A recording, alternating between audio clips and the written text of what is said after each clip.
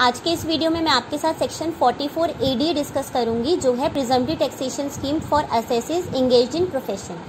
तो अगर last section जो हमने किया था 44 AD, वो बात करता था जो कि ऐसे असेसिस जो बिजनेस में इंगेज थे, पर अगर कोई असेसी प्रोफेशन कैरी ऑन करता है तो उसके लिए भी एक और स्कीम है जो है सेक्शन 44 AD।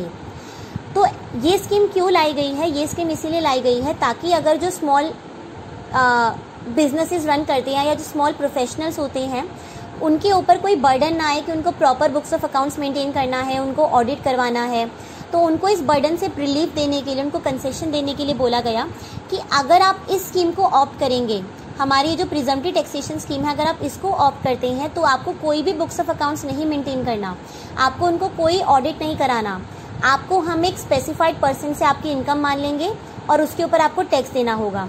ना हमें आपका कोई रिकॉर्ड देना है, ना हमारे को आपकी कोई प्रूफ चाहिए, कुछ भी नहीं चाहिए। हमें आपका सिर्फ ग्रॉस सेल्स देखनी है कि आपकी gross receipt during the year कितनी हुई है और उसके ऊपर हम आपसे टैक्स ले लेंगे। तो देखिए ऐसे कौन से प्रोफेशन है जिनके ऊपर ये एप्लीकेबल है, यानी कि ऐसे कौन से प्रोफेशनल्स है जो ये स्कीम को ऑप्ट कर सकते हैं। तो उन्होंने बोला कि ऐसा कोई भी पर्सन जो लीगल प्रोफेशन कैरी ऑन करते हैं, यानी कि लॉयर है, या फिर जो मेडिकल प्रोफेशन में है, डॉक्टर्स वगैरह, जो इंजीनियर है, आर्किटेक्ट हैं, और या फिर अकाउंटेंसी के प्रोफेशन में है, CA हैं, CS हैं, CWA हैं, या फिर टेक्निकल कंसल्टेंसी की सर्विसेज प्रोवाइड करते हैं, या फिर इंटीरियर डेकोरेटर हैं, और या फिर कोई और प्रोफेशन जो कि CBDT नोटिफाई करेगा। यानी कि अगर CBDT को कोई और प्रोफेशन इस लिस्ट में एडअप करना है तो वो अपना नोटिफिकेशन के थ्रू इस सेक्शन के अंदर ऐड कर सकते हैं। साथ ही साथ इन प्रोफेशनल्स का जो ग्रॉस रिसीट है वो 50 लाख से ज़्यादा नहीं होना चाहिए। तो अगर ये प्रोफेशनल्स का ग्रॉस रिसीट 50 लाख से ज़्यादा हो गया तो फिर वो इस स्कीम को ऑप्ट नहीं कर सकते। 50 लाख तक है तो ये ऑप्शन आपके पास अवेलेबल है, आप इस ऑप्शन को चूज़ कर सकते हैं। बट अगर 50 लाख से ज़्यादा हो गया तो भैया ये ऑप्शन आपके लिए अवेलेबल नहीं है। तो आपको proper books of accounts maintain करना है और आपको ऑडिट भी कराना है। अब देखिए इसमें प्रिजम्पटिव रेट ऑफ टैक्स क्या है। तो उन्होंने बोला कि जितनी भी आपकी ग्रॉस रिसीट्स होंगी ड्यूरिंग द प्रीवियस ईयर, उसका 50% हम आपकी इनकम मान लेंगे। तो फॉर एग्जांपल अगर किसी का 10 लाख रुपीज़ जो है वो उसकी ग्रॉस रिसीट्स हुई हैं, तो 10 लाख का 50% यानी कि 5 लाख रुपीज़ उसकी इनकम मान ली जाएगी और बाकी का 5 लाख उसका एक्सपेंडिचर बोल के उसको छूट मिल जाएगी, उसकी अलाउंस मिल जाएगा। अब क्वेश्चन आता है कि जब हमने बिजनेस वाला सेक्शन किया था 44 AD, उसमें तो इनकम सिर्फ 8% होती थी या 6% होती थी, यहाँ पे इनकम 50%, इतनी ज़्यादा क्यों? तो देखिए बिजनेस वालों के पास एक्सपेंसेस बहुत ज़्यादा लंबी लिस्ट होती है। उनके पास एसेट्स होती हैं, फिक्स्ड एसेट्स होती हैं जिसके ऊपर डेप्रिसिएशन लगता है, उनके पास रेंटल चार्जेस होते हैं, अपनी एसेट्स का इंश्योरेंस होता है। तो उनके जो खर्चे होते हैं वो बहुत ज़्यादा होते हैं। मशीन्स को रन करते हैं तो उसके लिए भी बहुत ज़्यादा जो लोग होते हैं, एम्प्लॉयज़ होते हैं, वो भी बहुत ज़्यादा होते हैं। मशीन्स वगैरह के लिए उनको मेंटेनेंस वगैरह का भी खर्चा होता है, रिपेयर का खर्चा होता है। पर अगर कोई पर्सन प्रोफेशन में है तो उनके पास इतना स्टाफ नहीं होता, उनको एम्प्लॉयज़ की इतनी रिक्वायरमेंट नहीं होती, उनके पास मशीन वगैरह नहीं होती, प्लांट्स नहीं होते। सिंपल उनका कोई रेंट का खर्चा होगा या फिर 3-4 लोग होंगे उनके पास जो कि उनके प्रोफेशन को मैनेज कर रहे होंगे, तो उनकी एक्सपेंसेस कम होते हैं।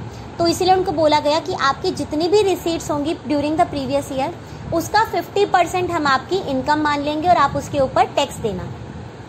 साथ साथ ये भी लिख दिया कि अगर आप हायर रेट से टैक्स देना चाहते हैं, अगर आप हायर रेट मानते हैं, फॉर एग्जांपल किसी ने बोला कि मेरा जो इनकम है ना वो 50% नहीं है, 60% है, तो इनकम टैक्स वाला बोला बड़ी बहुत अच्छी बात है, तुम 60% के अकॉर्डिंग टैक्स देना चाहते हो तो 60% के अकॉर्डिंग दे दो। तो अगर किसी ने अपनी इनकम को ज़्यादा डिक्लेयर करना है तो वो ज़्यादा भी डिक्लेयर कर सकता है, बट मिनिमम हम 50% तो टैक्स लेंगे, 50% हम आपकी इनकम मानेंगे ही मानेंगे। तो इन्होंने बोला एलिजिबल एसएससी कौन हो गया? पहला कि वो पर्सन रेजिडेंट होना चाहिए, तो 44 AD वाला भी और 44 ADA, यानी कि प्रिजम्पटिव टैक्सेशन स्कीम सिर्फ रेजिडेंट लोगों को ही इसका बेनिफिट मिलेगा। साथ साथ आप प्रोफेशन जो है आप वही कैरी आउट करोगे जो हमने बोला है। अगर आप कोई और प्रोफेशन कैरी आउट कर रहे हो तो हम आपको कोई भी कंसेशन नहीं देंगे, आपको बुक्स ऑफ अकाउंट्स मेंटेन करना है।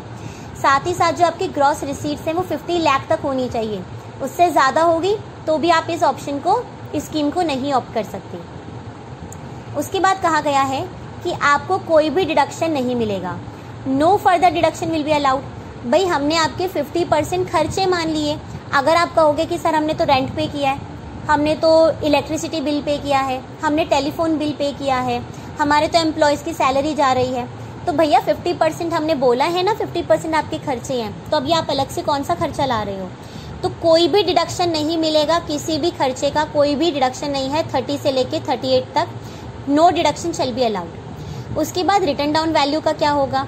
आपने डेप्रिसिएशन तो दिया नहीं, तो उन्होंने कहा भैया ऐसा है जो 50% खर्चे माने हैं ना, उसमें मान लो कि डेप्रिसिएशन भी हमने तुम्हें पूरा दे दिया, तो तुम्हारी जो भी एसेट्स की होंगी उनकी वैल्यू आपने बुक्स में कॉस्ट प्राइस नहीं दिखाना, आपने अपनी बुक्स में उसकी रिटर्न डाउन वैल्यू ही दिखानी है। मान लो कि हमने पूरे का पूरा डेप्रिसिएशन आपको दे दिया है, अब आपको अलग से कोई और डेप्रिसिएशन नहीं मिलेगा, और जो एसेट्स आप शो करोगे अपनी बुक्स में वो रिटर्न डाउन वैल्यू पर ही होनी चाहिए। उसके बाद है relief from maintenance of books of accounts and audit. अभी जैसा मैंने बोला कि ये सेक्शन लाने का पर्पस ही यही है कि हम आपको बुक्स ऑफ अकाउंट्स और ऑडिट से रिलीफ देना चाहते हैं। भाई अगर मैं इस स्कीम को ऑप्ट कर रही हूँ तो मुझे बेनिफिट क्या है? बेनिफिट तो यही है ना कि ना तो मुझ पे 44AA लगेगा, यानी कि मुझे बुक्स ऑफ अकाउंट्स मेंटेन नहीं करने, साथ ही साथ 44AB भी नहीं लगेगा जिसमें हमें ऑडिट कराना होता है। तो जब मैंने बुक्स ऑफ अकाउंट्स ही नहीं बनाए तो मैं ऑडिट क्या कराऊंगी? तो ये दोनों सेक्शन मेरे ऊपर एप्लीकेबल नहीं होंगे अगर मैंने 44ADA ले लिया है तो। इसके बाद है option two claim lower profits. अब क्या हुआ कि मैंने इस स्कीम को ऑप्ट किया था, मुझे इस स्कीम के अकॉर्डिंग तो ये कह रहा है कि 50% आपकी इनकम मान ली जाएगी। तो मैंने बोला कि भाई मेरी जो ग्रॉस रिसीट है वो 10 लाख रुपीज़ की है। अब 10 लाख का 50% 5 लाख रुपए होता है। तो उन्होंने कहा मैडम 5 लाख के अकॉर्डिंग आपका जितना टैक्स बनता है आप पे कर दो। तो मैंने कहा सर मुझे 5 लाख का प्रॉफिट तो हुआ नहीं है, मुझे तो 3 लाख का प्रॉफिट हुआ है, 3 लाख की इनकम हुई है, तो आप उसके ऊपर टैक्स लो। उन्होंने कहा मैडम देखो आपने ये ऑप्शन चूज़ किया है, इस ऑप्शन के अकॉर्डिंग आपकी इनकम 50% ही मानी जाएगी, यानी कि 5 लाख रुपए आपकी इनकम मानी जाएगी। तो मैंने कहा सर मैं 2 लाख रुपए कहाँ से अपनी जेब से भरूंगी, मेरे पास तो नहीं है। तो उन्होंने कहा ठीक है, अगर आप अपनी इनकम लोअर दिखाना चाहते हो तो हम आपको ये ऑप्शन भी देते हैं, पर आपको क्या करना पड़ेगा कि आपको अपनी proper books of accounts maintain करो, आप अपने सारे एक्सपेंसेस दिखाओ, आप उसको ऑडिट कराओ, तो हम आपको लोअर इनकम का बेनिफिट देंगे। अगर आपने कहा कि मैं बुक्स ऑफ अकाउंट्स नहीं बनाना चाहती तो फिर आप 50% के हिसाब से 50% आपकी इनकम मानी जाएगी, और अगर आपने को कम दिखाना है तो कम दिखाओ, पर हमें प्रूफ के साथ दिखाओ कि भाई ये खर्चे मैंने ड्यूरिंग द ईयर किए हैं, तो ही हम उन खर्चों को मानेंगे।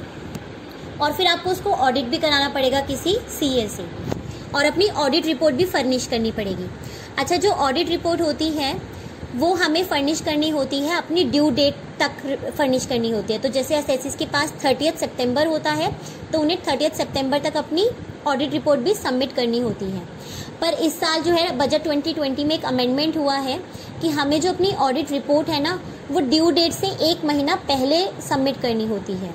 तो अगर जिनके लिए बजट 2020 एप्लीकेबल है वो लोग इस पॉइंट को देख लेना कि अब हमें जो ऑडिट रिपोर्ट सबमिट करनी है वो 1 month prior to due date है, तो ड्यू डेट से 1 महीना पहले हमें उसको सबमिट करना है। पर जिनके लिए बजट 2019 एप्लीकेबल है, 19 वाला बजट एप्लीकेबल है, उनके लिए ऑडिट रिपोर्ट जो है वो up to the due date of filing of return तक एप्लीकेबल है, यानी कि ड्यू डेट तक आप अपनी जो ऑडिट रिपोर्ट है उसको आपको सबमिट करना होता है। उसके बाद है एडवांस टैक्स। हमें पता है एडवांस टैक्स की जो लायबिलिटी होती है वो 4 ड्यू डेट्स में आती है, पर अगर किसी असेसी ने इस स्कीम को ऑप्ट किया है तो उसको सिर्फ एक ही बार अपना एडवांस टैक्स पे करना होगा, पूरे का पूरा 100% 15 मार्च तक। तो यानी कि जो भी मेरा फाइनेंशियल ईयर है उसकी 15 मार्च तक मुझे अपना पूरा 100% एडवांस टैक्स पे कर देना है। अगर 15 मार्च तक नहीं पे किया तो फिर मेरे ऊपर इंटरेस्ट की पेनल्टी लग जाएगी, अदरवाइज कोई इंटरेस्ट नहीं लगेगा। तो ये था सेक्शन 44 ADA। अगर आपको ये लेक्चर आज का पसंद आया हो तो प्लीज़ मेरे चैनल को सब्सक्राइब करें और वीडियोस को लाइक एंड शेयर करना ना भूलें। Thank you.